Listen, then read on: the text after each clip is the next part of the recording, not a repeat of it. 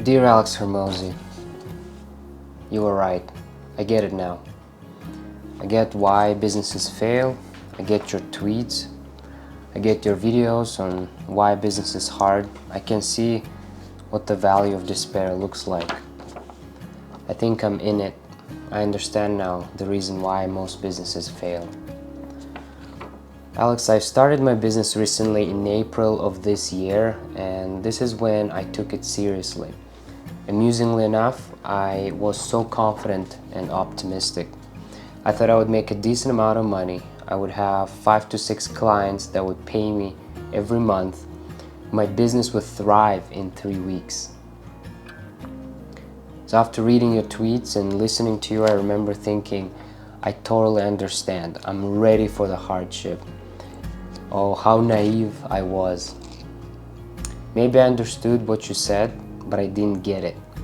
And the evidence for that was my planning to succeed in 3 months.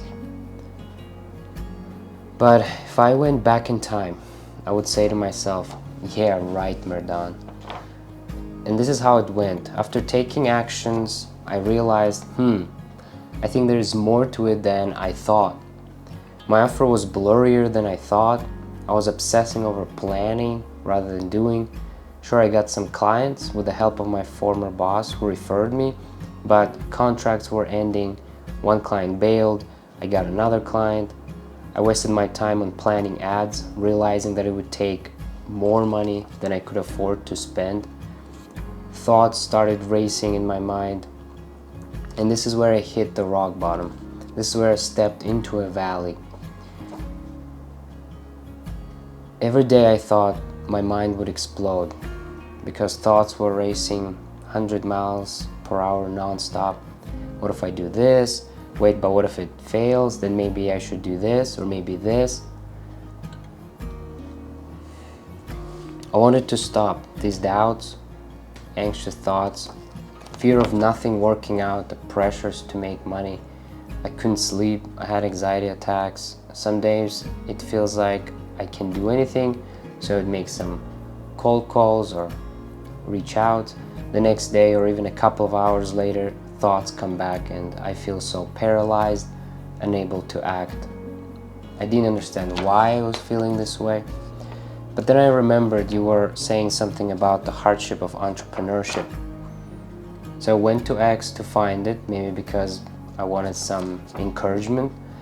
You wrote this: you're gonna lose sleep, you will doubt whether it'll work, you'll stress to make ends meet, you won't finish your to-do list, you will wonder if you made the right call, and have no way to know for years.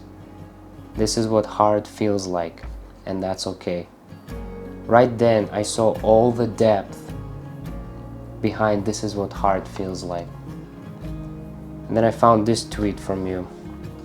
What makes entrepreneurship hard isn't the work. It's not knowing whether it will work. We're afraid of wasted work, but if it makes you better, no work is wasted. And I hope I believe that truly. This is when I got it. I got why businesses fail. I got why I was feeling this way. And here it is. I was afraid of wasted time and work. That's why I was desperately trying to make the perfect decision with little information I had. It's because I didn't want to waste my time and effort, if it didn't work. I was probably on the verge of giving up at least twice a week.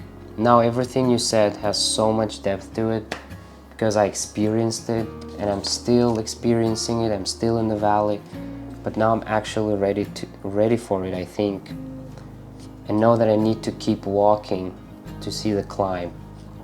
And I just want to thank God for putting you on my path, and thank you for giving encouragement and sharing your experience. So thank you, Alex.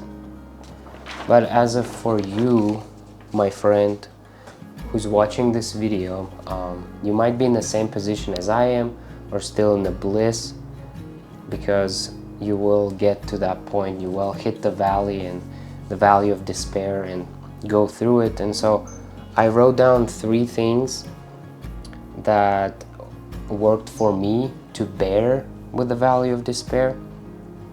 So the first one is being honest with myself. I had to be honest with myself and realize that I was afraid of failure and wasted time. Because only when you uncover the root of the problem by telling the truth to yourself, then you can find a solution. And so be honest with yourself. So that's tip number one that helps me to bear with it. Number two is determining inputs and forgetting about outputs. I know it's easier said than done, but just try it out. Again, I took this from Alex and James Clear. I reverse engineered my outputs I needed to achieve and determined which actions I need to take consistently to have that desired result. For example, I knew that I had to advertise, but how and how much exactly, right? So I figured out how many clients I would need to get each month. Then I took the worst case scenario, like for every 100 cold calls or DMs, let's say I get 1 client. If I need 5 clients a month, it means I need to make around 500 reach outs, cold calls or DMs. Probably even more than that now I think about it. If it's just reach outs, probably has to be conversations, 500 conversations.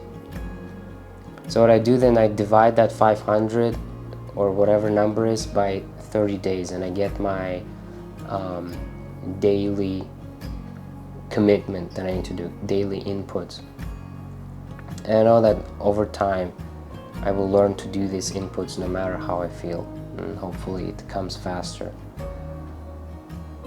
Now the third one is the biggest one, is that, so I'm a Christian and I believe in God who came to earth in the person of Jesus Christ, who lived a sinless life. He voluntarily gave his life to be crucified to set us free from the shackles of sin and to give us a chance for eternal life. He died and was resurrected in 3 days. So I thought to myself, if I die tomorrow, nothing will matter. And none of these decisions, nothing except God. And I'm already His. So I won where it matters. So it gives me immense amount of hope to just move forward. And so if you're a Christian, please be encouraged. And if you're not, I'm just inviting you to look into it. It is really helpful. But yeah, thank you for watching and just keep going. And I know you got this, so you're not alone.